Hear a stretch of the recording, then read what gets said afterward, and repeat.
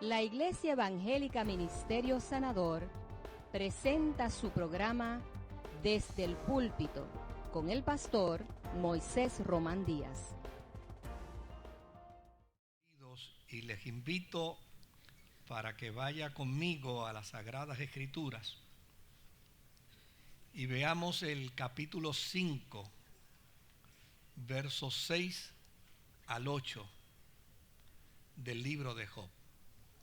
Capítulo 5, versos 6 al 8 del libro de Job. Y dice las Sagradas Escrituras: a la gloria del Dios que es Padre, Hijo y Espíritu Santo. Amén.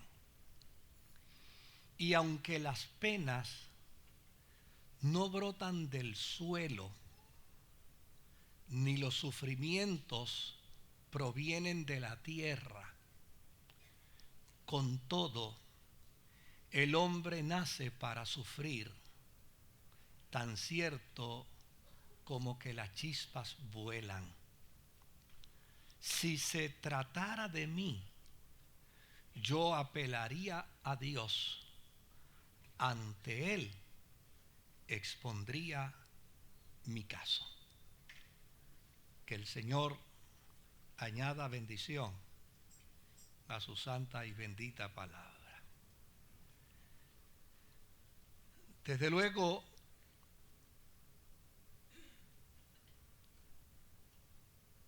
la oración que hicimos antes de comenzar por esta persona se convirtió en el punto final de la reflexión que voy a compartir con ustedes en esta mañana. Justo en el momento en que estaba terminando las notas de la reflexión, fue cuando recibí la llamada compartiéndome esta experiencia con la que me identifiqué y la que pude entender en términos de lo que produce en la psiquis una situación como esta. Uno va a un médico, tiene alguna noción tal vez de lo que cree que a uno le pueda estar pasando, va donde el médico, piensa que llana y sencillamente es alguna afección muscular, algún problemita nada serio, y de repente aparece entonces como resultado de una investigación clínica de unos laboratorios una hecatombe como esta. Y desde luego, quien ha vivido esta experiencia, se le estremece la tierra y de repente empieza a sentir como si la tierra misma se lo estuviera tragando. Y es interesante porque, como estoy diciendo, fue una nota final al sermón que ya quería compartir con ustedes en la mañana de hoy, al que intitulé El sufrimiento y Dios. Desde luego, yo puedo tener seguridad de que muchos de los que aquí estamos probablemente estemos inmersos en alguna experiencia de sufrimiento. Y probablemente hayamos muchos aquí que estemos ausentes de una experiencia de sufrimiento. Ambos necesitamos conocer lo que la Escritura enseña sobre el tema. Porque si bien es cierto, hoy yo puedo estar sufriendo, mañana tal vez termina mi sufrimiento. Y probablemente usted que hoy no está sufriendo, tal vez mañana comience su ciclo de sufrimiento. Por lo tanto, la razón por la que quiero hablarles a ustedes en esta mañana del sufrimiento es primero para deshacer los prejuicios a los que hemos sido sometidos y entender las razones y realidades del sufrimiento desde la perspectiva cristiana. Porque no podemos negar esa realidad, que hay gente que frente al sufrimiento tiene prejuicios, gente que frente al sufrimiento tiene explicaciones que no son bíblicas, gente que frente al sufrimiento disparan, como dice el jíbaro, desde la baqueta y llana y sencillamente cometen no solo un gravísimo error, sino hacen un planteamiento totalmente herético y desconectado de las Sagradas Escrituras. Y yo quiero que en esta mañana nosotros veamos el tema del sufrimiento no a base de mi opinión personal, sino que veamos el tema del sufrimiento desde la perspectiva bíblica. ¿Qué nos enseña la Biblia y qué nos dice la Biblia con respecto al sufrimiento? ¿Qué es sufrir? Sufrir es padecer pesar, es tener dolor de forma consistente e incapacitante al punto de cometer errores que en ocasiones pueden ser inclusive atentar contra la vida. Muchas de las personas que viven la experiencia dolorosa y angustiosa del suicidio recurren al suicidio justo como resultado de una experiencia de sufrimiento. Por el otro lado, este fenómeno que ahora ha comenzado a llegar al occidente, el fenómeno que llamamos y denominamos como la eutanasia, ese supuesto arte del bien morir, no es otra cosa sino precisamente que la forma y manera de algunas personas querer escapar de la vida porque no están equiparados para manejar el sufrimiento. Por lo tanto, el sufrimiento no solamente adviene desde el punto de vista de una experiencia de dolor, sino que puede inclusive trascender a una experiencia profundamente desgraciada.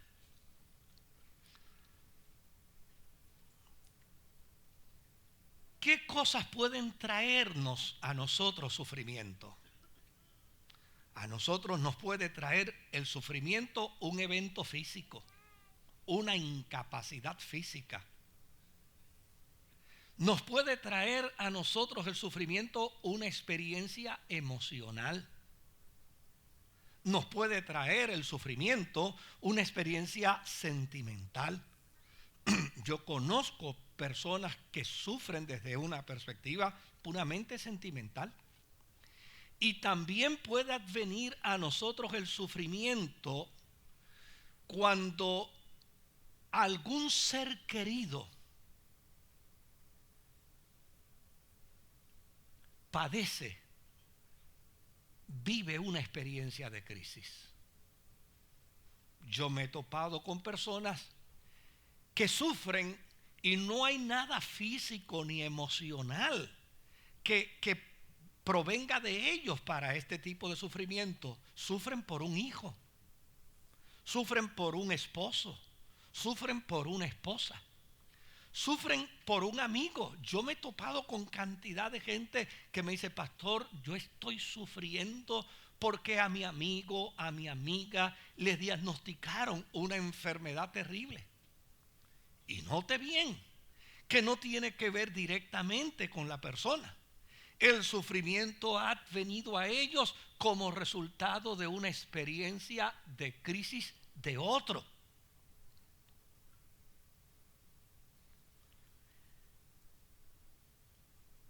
¿Por qué es importante conocer estos datos? Involucrarnos en ellos. Precisamente para evitar las formas de juicio que muchas veces optamos por hacer ante personas que viven experiencias trágicas del sufrimiento. ¿Qué entendimiento tenía el pueblo de Israel con respecto al sufrimiento en tiempos antiguos? La Biblia nos dice, y dice que el pueblo antiguo de Israel entendía que el sufrimiento era consecuencia de la maldad humana. Es decir, mientras más sufría un ser humano, esto era porque así de malo era. Y déjeme decirle algo, todavía hay gente con ese disparate en la cabeza. Y lo plantean desde púlpitos. Y lo presentan en argumentos personales en nombre de la religiosidad. Y son capaces de juzgar a un ser humano que está viviendo una experiencia de sufrimiento. Y de decir, bueno, si está sufriendo así, sabe Dios qué cosas habrá hecho. Yo me he topado con gente que inclusive los he invitado a solidariamente apoyar a alguien en sufrimiento. Y mire lo que me ha dicho. Bueno, yo te voy a decir la verdad, ahí yo no me meto, Moisés, porque yo no sé si eso es un juicio de Dios. Desde luego, yo los he excusado. Y los he excusado de una forma bien humana. Como les he pedido que me ayuden, que cooperen conmigo para ayudar a alguien en sufrimiento y son tan mezquinos y no quieren involucrarse con una ayuda económica, entonces usan el argumento de que ellos no se meten ahí porque es un juicio de Dios.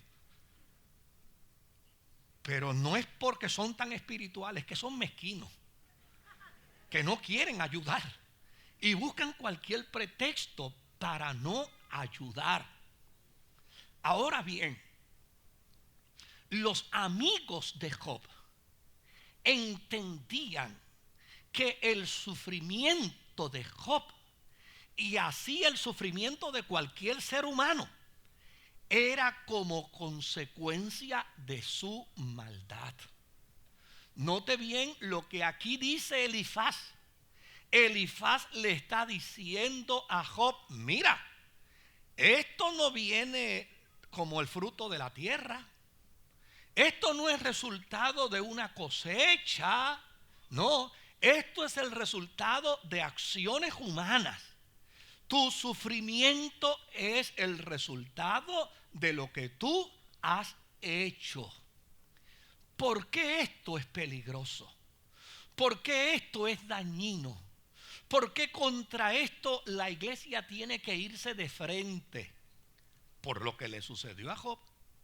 Cuando Job estaba sufriendo solito en su casa, estuvo bendiciendo a Dios, estuvo adorando a Dios, estuvo cantando coritos. Pero cuando se acabó la soledad de Job en su sufrimiento, que debió haberse quedado solo, e invitó a sus amigos para que vinieran a su casa, ellos comenzaron a juzgarlo en su sufrimiento, a procurar encontrar la razón de la maldad por su sufrimiento. Y Job terminó peleándose con Dios. Ese texto que usted y yo a veces decimos y lo encontramos tan lindo, yo sé que mi Redentor vive y que aun cuando esté deshecha mi carne, yo he de ver al Señor. Ese texto, así de lindo como usted lo escucha, en su intención no quiere decir eso. Lo que Job está diciendo en los documentos más antiguos es: yo sé que tú estás vivo y yo sé que tú estás en tu trono, y un día yo voy a ir ante tu trono y te probaré que yo soy más justo que tú.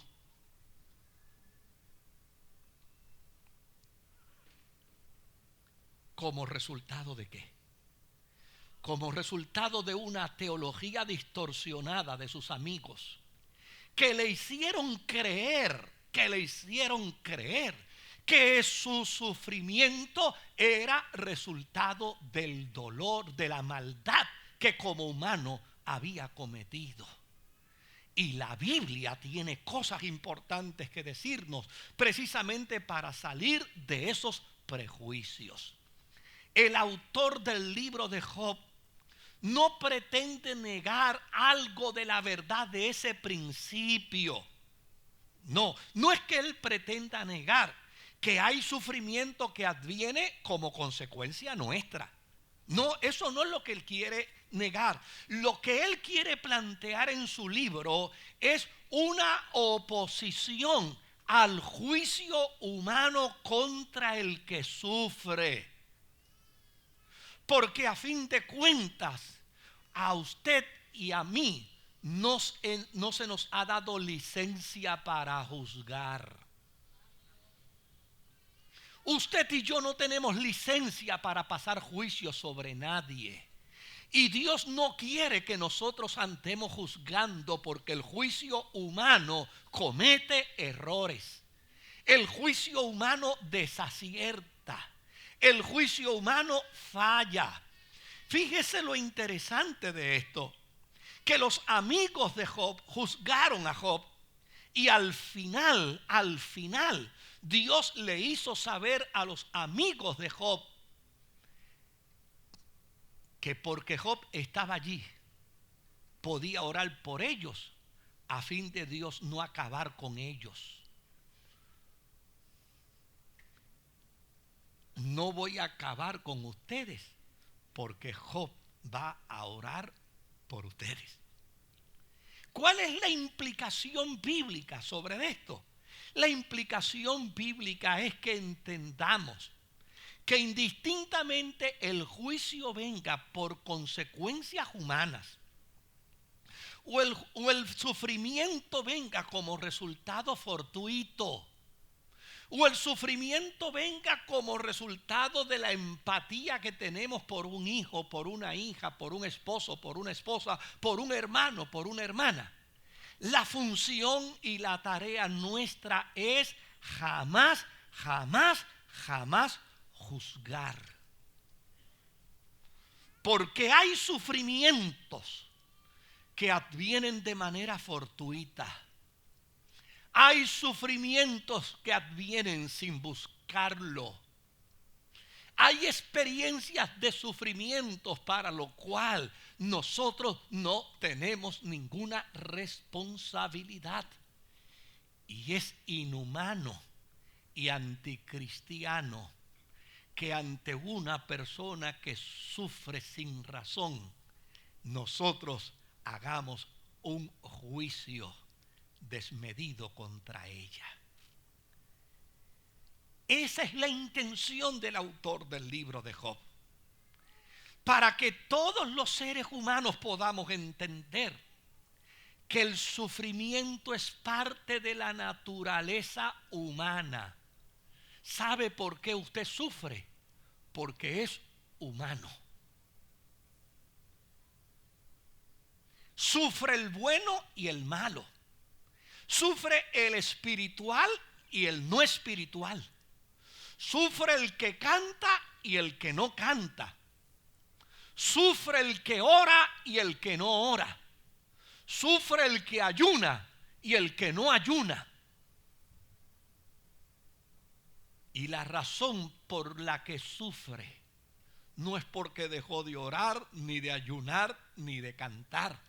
La razón por la que sufre es porque es humano. Lo que yo no puedo entender es que haya cristianos que no sepan esto, y el jíbaro nuestro lo sabe perfectamente bien. El jíbaro nuestro, cuando se encuentra con alguien en sufrimiento, dice: chicos, somos de carne y hueso.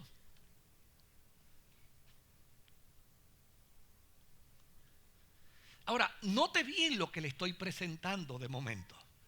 Lo que le estoy presentando de momento es el pensamiento antiguo testamentario, que entendía que el sufrimiento adviene como resultado de la maldad humana.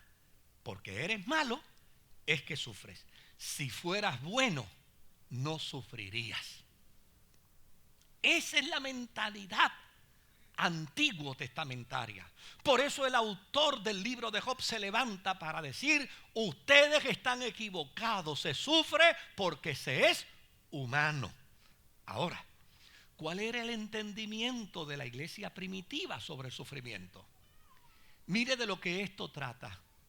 Esto trata de lo que dice la Escritura: la renovación de nuestra mente. Fíjese que está meridianamente claro que sufrimos todos. Todos sufrimos. Y el que no está sufriendo hoy, prepárese, en algún momento va a sufrir. Todos sufrimos.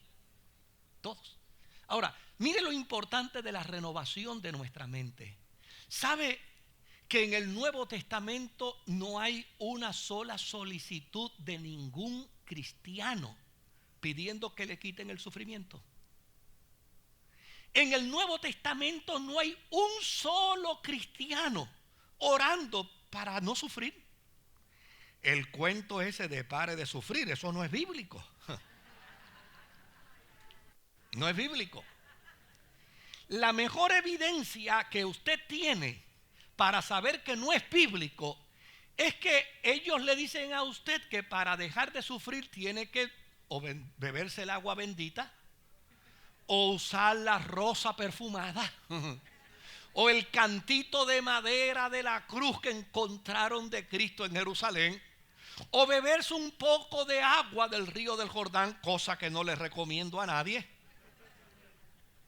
Porque ellos utilizan esos elementos, porque no hay pasaje bíblico en el Nuevo Testamento que le diga a usted que usted puede parar de sufrir.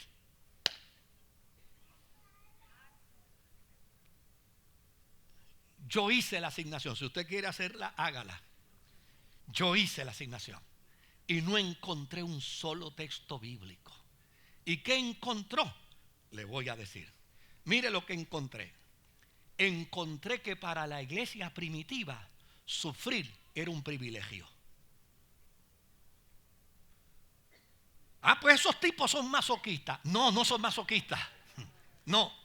Es que ellos entienden que usted tiene dos alternativas frente al sufrimiento: o sufre y se acaba, o sufre y goza.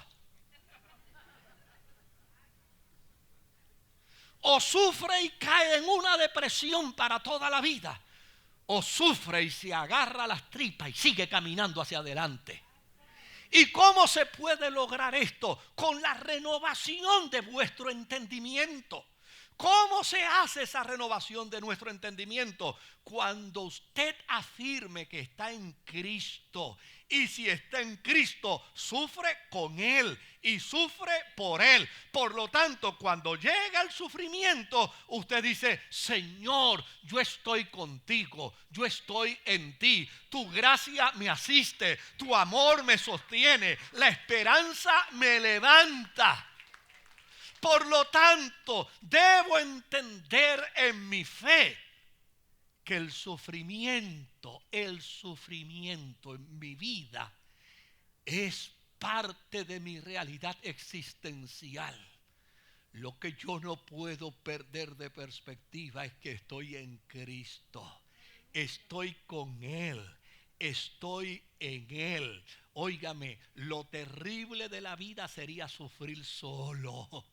Lo terrible de la vida sería sufrir en el abandono de Dios. Pero cuando yo, como Jeremías, puedo vivir la experiencia del sufrimiento diciendo: Jehová está conmigo como un poderoso gigante. Óigame, el sufrimiento irá conmigo, pero pasará vergüenza, porque no voy a renegar a Dios, porque no voy a dudar de mi fe, porque no voy a dudar de mi esperanza, ni de mi confianza en el Señor.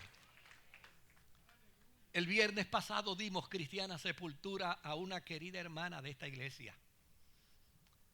Una mujer ante quien yo me quitaba el sombrero. Y no lo digo hoy, lo dije aquí en el púlpito varias veces hablando de ella.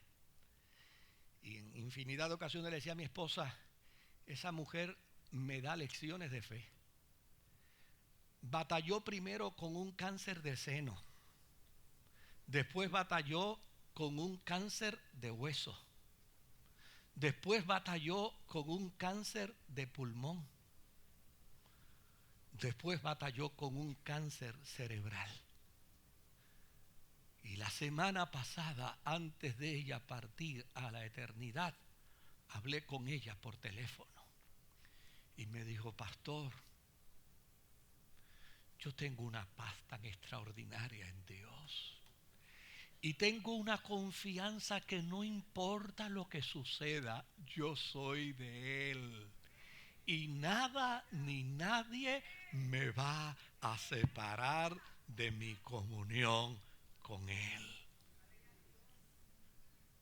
Querido, si usted pudiera evitar el sufrimiento, si el ser humano pudiera evitarlo, pues se hubieran creado bíblicamente las alternativas para evitarlo. Pero realmente el sufrimiento es parte de la realidad de nuestra naturaleza humana. Y ante ello, lo que debemos hacer es invitar a Dios a nuestro barco. Invitar a Dios a nuestra vida. Que sea Él el que nos acompañe. Que sea Él el que nos sostenga. Porque déjeme decirle algo con mucha honestidad. No es lo mismo sufrir solo que sufrir con Él y en Él. ¿Qué cosas yo debo entender bíblicamente del sufrimiento? Número 1, que sufrir es un asunto de todos. Vaya conmigo a Eclesiastés capítulo 2, versos 22 y 23. Pues ¿qué gana el hombre con todos sus esfuerzos y con tanto preocuparse y afanarse bajo el sol? Todos sus días están plagados de sufrimientos y tareas frustrantes. Y ni siquiera de noche descansa su mente. Y también esto es absurdo.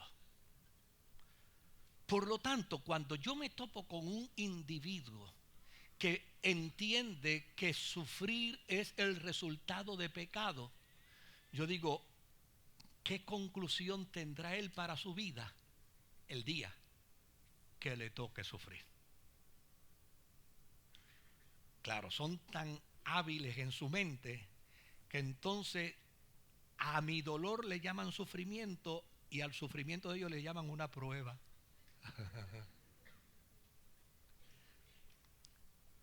Totalmente antibíblico, porque yo estoy frente a un Dios que es omnisciente y que es omnisapiente.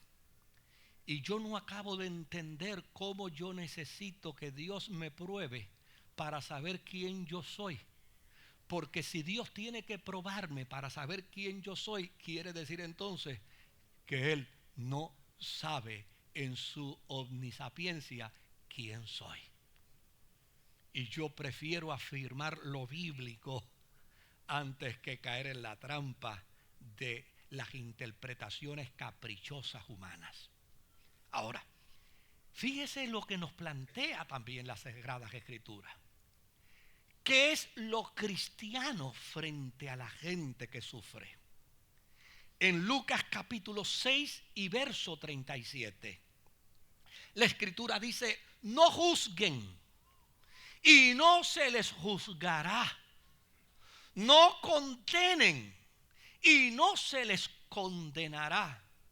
Perdonen y se les perdonará. Mire, esto no lo dijo Moisés, esto lo dijo Jesús. No juzgue. Hay un hermano en sufrimiento, no juzgue. Hay una persona en dolor, no juzgue. Hay una persona, oye, que no saca el pie del plato, no juzgue. Hay una persona que se le complica la vida, no juzgue. Óigame, yo me he topado con individuos que le encanta juzgar. ¿Y sabe lo que he hecho? Le he dicho, ve conmigo a Hebreos capítulo 11 y dime qué tú interpretas de esos que metieron en sierras, de esos que ahorcaron, de esos que quemaron, de esos que metieron en fosos de leones, de esos que los metieron en hoguera, de esos que los metieron en ollas de agua hirviendo. ¿Qué dices de ellos? ¿Te atreves a decir que sufrieron porque estaban mal ante Dios? Porque la Escritura dice de ellos lo contrario. Dice que nadie en este mundo es digno de ellos. Y se les denominó héroes de la fe. Por lo tanto, el planteamiento bíblico, el planteamiento escritural, es no juzgar al que sufre. Si yo soy un buen cristiano, no voy a juzgar al que sufre. ¿Estás pasando por un problema? Eso es un asunto de él y Dios. ¿Está pasando por una situación? Eso es un asunto de él y Dios. Puede ser que esté sufriendo porque se lo buscó, pero eso es un asunto de él y Dios. Puede ser que esté sufriendo de forma fortuita, pero eso es un asunto de él y Dios. Puede ser que esté sufriendo como resultado del problema de un hijo, de una hija, de un esposo, de una esposa, pero eso es un asunto de él y Dios.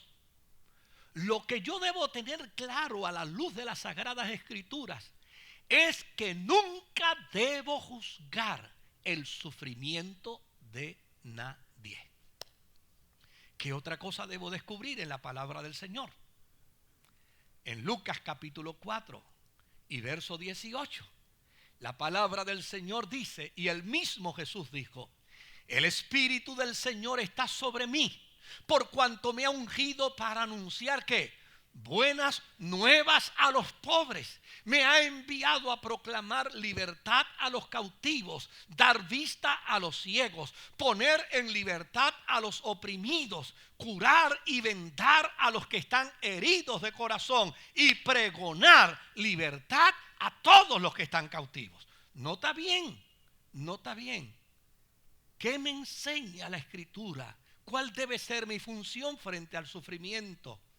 Mi función frente al sufrimiento debe ser siempre traer buenas noticias. ¿Estás sufriendo, hermano? Tengo una buena noticia para ti. ¿Estás sufriendo, hermana? Tengo una buena noticia para ti. Jesús vino para traer buenas noticias al que sufre. El hombre y la mujer de Dios debe traer buenas noticias al que está en sufrimiento. Les voy a decir algo. Y como yo nunca me escondo para decir de mí lo que yo tenga que decir, yo he llegado a casas de gente en sufrimiento y no les he citado un texto bíblico, pero les he hecho 4 chistes. Y he descubierto que los chistes han sido buenas noticias para ellos. Hubo uno que me dijo, Dios te trajo precisamente para sacarme de esta agonía. Y no le cité un texto bíblico. Mire lo que sucedió. Este es el caso de un pastor que salió para la escuela bíblica por la mañana. Y cuando salió para la escuela bíblica, encontró a su hija subiendo las escaleras de su casa, llena de sangre. Le pregunta a su hija, ¿qué pasó? Y dice, papi, mi esposo me agredió. En efecto, él le dice, sube donde mamá y que ella te atienda. Yo voy a la iglesia y regreso. Cuando se está montando en el carro, llega el esposo de su hija. Y cuando llega el esposo de su hija, le dice, dígale a su hija que venga conmigo, que tiene que irse para mi casa. Y él le dice, pero bendito mi hijo, si la agrediste, ¿cómo es posible? No, ella no va a salir de la casa ahora, ella está con su mamá. La cuestión es que el muchacho venía con un canto de palo y levantó el palo para darle al pastor. Pero de esas cosas de Kung Fu que usted no puede explicar, de momento el pastor se vio con el palo en la mano. Y lo demás es historia. Ahora, fíjese qué dato interesante. Después que baja la adrenalina, después que baja la indignación, después que baja el coraje, entonces viene la frustración. Me vieron los vecinos. Todo el mundo sabe que yo soy el pastor. Todo el mundo sabe el testimonio que yo debo dar. Decidió no ir a la iglesia. Llevaba varias semanas encerrado en su casa en una profunda depresión. Un pastor amigo nuestro me llamó y me dijo, Moisés, por favor, ve allá. Pero no era ve a Barrio Obrero, no es ve a Santurce, es ve a Estados Unidos. Yo le digo, ¿cómo? Me dice, Moisés, por favor, ve, atiéndelo, ve allá. Yo me monté en un avión y llegué a Estados Unidos a ver a este pastor. Lo encontré tirado en su casa, en el suelo. No quería bañarse, no quería afeitarse. Estaba bajo una depresión profunda como resultado de aquella experiencia que jamás él hubiera deseado aconteciera en su vida. No encontré un texto bíblico para aplicarlo, pero sabía que Dios me había llevado para darle una buena noticia. Y le digo, óyeme, fulano, el día de esa experiencia, acá entre tú y yo, después que tú le diste, no ahora, en el momento, después que tú le diste, ¿cómo te sentiste? Y me dijo, con toda honradez y con toda honestidad, me sentí bien. ¿Te sentiste bien? Me dijo, sí, me sentí bien. ¿Estás seguro que te sentiste bien? Sí, me sentí bien. Pues muchacho, el problema está resuelto. La Biblia dice que Dios bendice al dador alegre. Si le hubieras dado con tristeza es que hubiera sido malo. Se levantó de allí, se arregló, me abrazó y me dijo, Moisés, tú no sabes cuánto de bien me ha hecho tu visita, chico. Óyeme, al que está en sufrimiento, la consigna bíblica es ir a darle una buena noticia. ¿Y cuál es la buena noticia que yo puedo darle al que sufre? La buena noticia que yo puedo darle al que sufre es que, si bien es cierto, el sufrimiento empezó un día, el sufrimiento terminará en otro día. La buena noticia que puedo darle al que sufre es que no va solo en su sufrimiento. Dios va con él, acompañándole, y la gracia de Dios le asistirá en el sufrimiento. La función por excelencia del Evangelio es traer buenas nuevas al que sufre sin juzgarlo. Ya cometió el error, y si sufre por consecuencia de su error, no hay que estrujarle el error. Usted, óigame, la mujer que fue tomada en el acto de adulterio y le van a apedrear, ¿usted se cree que no estaba en sufrimiento? Jesús no le estrujó el error. Le dijo, si aquí no hay nadie que te acuse, yo no te condeno. Vete y no peques más. Esa tiene que ser la función cristiana frente al sufrimiento. ¿Qué otra verdad debemos encontrar ante esta situación? La otra verdad que debemos encontrar es que Dios no es la fuente del sufrimiento. Dios no te ha puesto a sufrir. Dios te puso a vivir. Y como resultado de vivir, algunos días ríes y otros lloras. Ese es el paquete.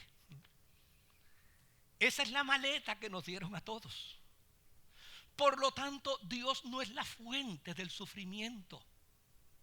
Más bien, es como resultado de esa emoción, de ese sentimiento, que nos hacemos sensibles al sufrimiento de otros y aprendemos el don de la solidaridad humana. Yo no sabría, mire querido, yo le tengo que decir con toda honestidad, yo no sabía lo que es una persona ir a buscar las pruebas de un laboratorio y encontrarse con una mala noticia. Yo no sabía lo que es la sensación que se tiene hasta el día que me tocó a mí. Cuando fui al laboratorio a buscar mi estudio y descubrí que tenía un tumor canceroso de 5 libras. Óigame, yo sería un mentiroso si les dijera a ustedes que bendiga al Señor y canté corito. No, esa no es la verdad. Yo sentí que me estaba hundiendo, que estaba entrando en un lodazal. Sentí que algo empezaba a funcionar mal y me anunciaba que probablemente en la encrucijada tal vez no había salida. ¿Qué hizo esta experiencia conmigo? Ha hecho solidarizarme con todo el que va a un laboratorio y le dan una mala noticia. Me ha hecho solidarizarme con la experiencia que viven muchos. No vengo donde alguien a decirle, tienes que tener fe. No, pero si el sufrimiento es para los que no tienen fe y para los que tienen fe también. Óigame, los que están en Hebreos 11 se denominan héroes de la fe y todos sufrieron. Abraham es el padre de la fe y sufrió. Jesús es el autor y el consumador de la fe y sufrió. ¿De dónde sacamos esa teología económica, por no llamarle de otra manera? De negar la realidad del sufrimiento.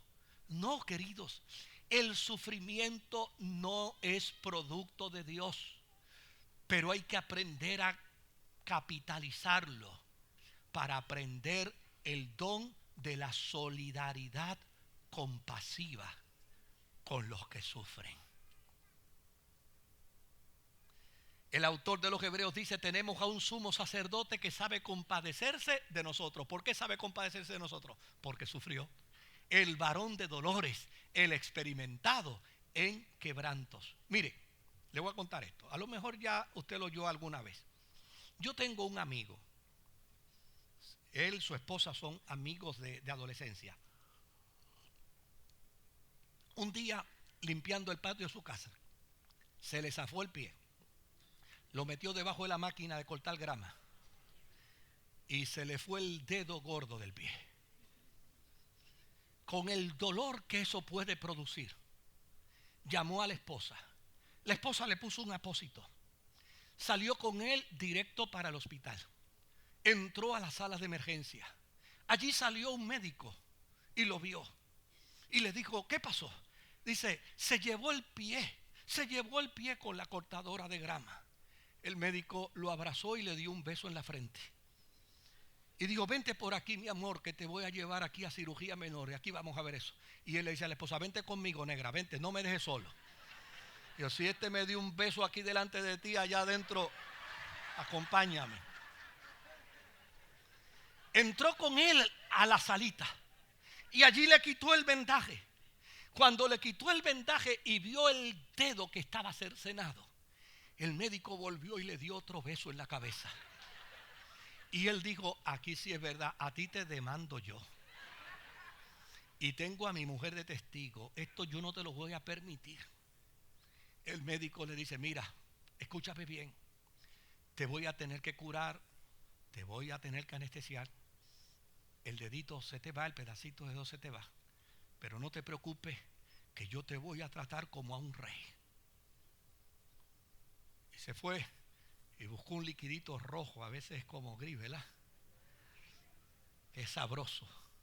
Y empezó a lavarle el pie, y cuando él empezó a dar gritos, el médico vino y lo abrazó y le dio otro beso en la cabeza. Y él dijo: no te apures, que cuando yo salga de aquí, yo te arreglo. Tú vas a perder tu licencia de doctor, tú la vas a perder. Terminó el proceso, el hombre estuvo varias horas con él allí en el cuartito de cirugía menor. Y cuando todo hubo terminado, le dijo a los dos: tal vez se han extrañado, porque le di algunos abrazos y besos en la cabeza, ¿verdad? Y desde luego es impropio, pero yo te voy a decir por qué lo hice. Se quitó el zapato el doctor, y cuando se quitó el zapato le dijo: hace unos meses atrás yo viví la misma experiencia que tú. Yo perdí el dedo del pie derecho, pero no tuve el privilegio que tú tuviste. Tuve que curármelo solo, porque no hubo nadie que me asistiera. Y después que me lo curé yo solito, pasando todo el dolor que tuve que pasar, le prometí a Dios que el día que me encontrara alguien con la experiencia que yo había vivido, lo iba a abrazar y lo iba a besar y lo iba a tratar como a un rey.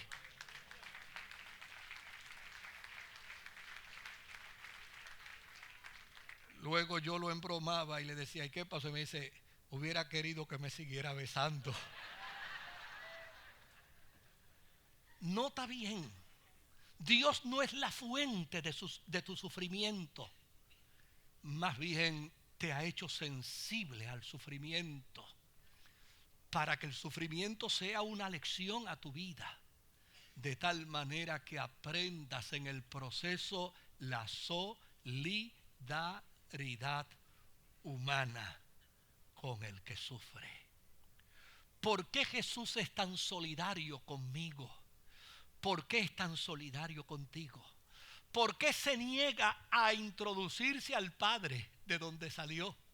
¿Por qué prefiere estar a la diestra del Padre en su trono? Por una sencilla razón: porque quiere seguir siendo solidario contigo y conmigo, que somos seres humanos expuestos al sufrimiento. Sea el sufrimiento uno de consecuencias, sea el sufrimiento uno que advenga por nuestra responsabilidad, sea el sufrimiento uno que sea fortuito, no importa cuál tipo de sufrimiento tú estés experimentando, la Biblia te da garantías hoy de que si sufres, Dios te acompañará en medio de tu sufrimiento. Salmo capítulo 22 y verso 24. Mira lo que dice la Escritura. Salmo 22 y verso 24. Porque Él no desprecia ni tiene en poco el sufrimiento del pobre. No esconde de él su rostro, sino que lo escucha cuando a Él clama. Bástale a Dios saber que tú sufres. Él no te va a preguntar la fuente de tu sufrimiento. Simplemente va a responder con gracia y misericordia a tu sufrimiento. Job capítulo 36 y verso 15. Mira lo que dice la Escritura. A los que sufren, Dios los libra mediante el sufrimiento. En su aflicción, Dios los consuela. Dios no anda preguntándole a nadie por qué sufres. Ven acá, ¿por qué tú estás sufriendo? De hecho, el libro de Job tiene 42 capítulos. Y en los 42 capítulos el autor quiere contestar la pregunta: ¿por qué sufre el justo? Y nunca la contesta. Porque Dios no anda buscando respuestas del ser humano en su sufrimiento. Simplemente le basta saber que sufres. Si sufres, Él va a estar contigo. Ahora, ¿qué otro dato de la Escritura es importante que conozcamos? Déjame ver cómo avanzo aquí, que ya me pusieron el conteo de los 10. Número 1. No siempre sufrir es nocivo. No siempre sufrir es nocivo. No hay que interpretar como malo el sufrimiento, porque con ello tenemos certeza del acompañamiento divino y de la posibilidad de un milagro, ¿sabe? Mira lo que dice Primera de Pedro, capítulo 4 y versículo 13. Al contrario, alégrense de tener parte en los sufrimientos de Cristo, para que también sea inmensa su alegría cuando Él se revele en gloria. Por lo tanto, el sufrimiento no necesariamente tenemos que verlo como algo dañino. No es el final de tu vida. No es el acabose de tu existencia. Llana y sencillamente renueva tu mente y empieza a vivir en tu sufrimiento en la certeza de que tienes a Dios, como dijo el profeta Jeremías. Él está conmigo como un poderoso gigante, y que tienes la convicción de la posibilidad de un milagro. En los versos que utilicé al principio hay una expresión que me encantó. Por lo menos Elifaz dijo algo que tenía sentido. Mira lo que dijo Elifaz en su planteamiento en el verso 8, si lo pueden poner. En el verso 8, mira lo que dice Elifaz. Si se tratara de mí, yo apelaría ¿a quién? Yo apelaría a Dios. Si se tratara de mí, yo apelaría ¿a quién? A Dios. Voy a volverlo de nuevo a repetir porque me gustaría que lo dijeran todos. Si se tratara de mí, yo apelaría ¿a quién? A Dios. Y ante Él expondría ¿qué? Mi caso. O sea, ¿a quién le voy a llevar? Oiga, hoy tuvimos aquí el cantante de los himnos clásicos. Fíjate que no dije viejo, clásico. Hoy tuvimos aquí al cantante de los himnos clásicos y lo cantó una voz clásica. ¿Está bien, verdad? Ok.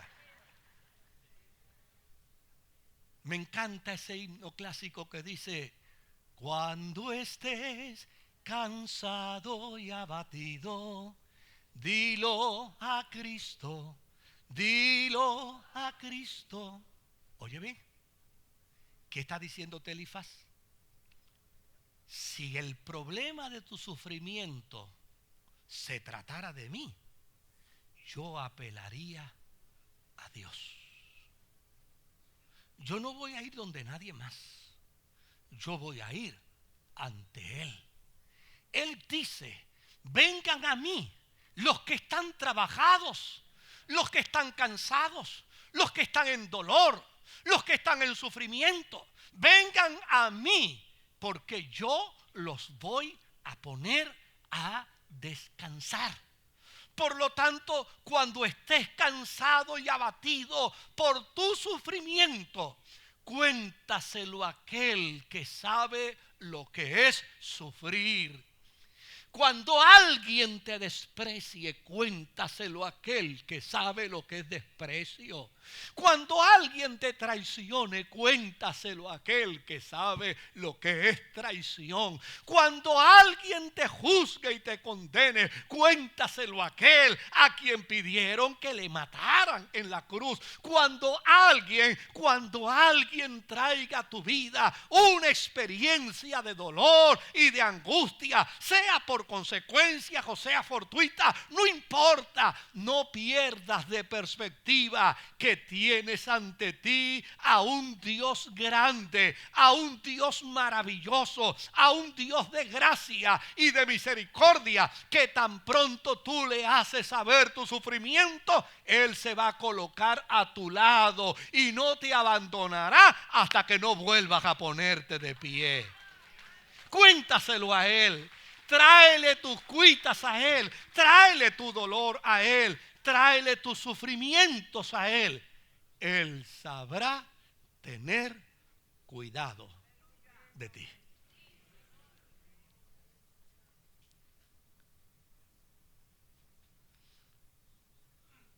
Hubo un hombre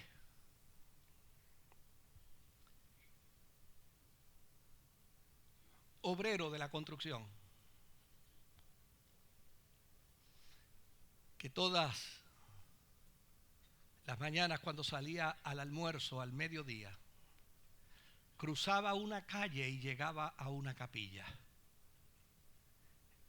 No tenía cultura religiosa, no sabía nada de iglesia, solo él sabía que había un Dios. Abría las puertas de la capilla, se paraba frente al altar y frente al altar decía esta oración: Dios, yo soy Charlie. Amén. Y se iba. Y esto lo hacía día tras día. Una tarde, cuando salió de trabajar, un vehículo le impactó su cuerpo. Fueron trituradas sus piernas, sus brazos, sus costillas. Ahora estaba en un hospital, en la soledad de una habitación, lleno de dolores, lleno de desesperación. Y mientras estaba allí en aquel dolor, con sus ojos cerrados, sintió que un personaje entró a su habitación. Se paró frente a él. Él tenía sus ojos cerrados, pero el personaje lo llamó por su nombre hasta que él abrió los ojos. Charlie, Charlie. Cuando él abrió sus ojos, vio frente a él una luz resplandeciente y una voz que le decía: Charlie, yo soy Dios.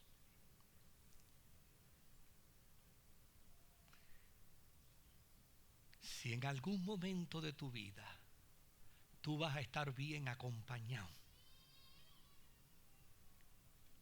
es en el momento cuando el sufrimiento toque a tu puerta. No te dejará, no te desamparará. Él estará contigo todos los días de tu vida. Que el Señor te bendiga.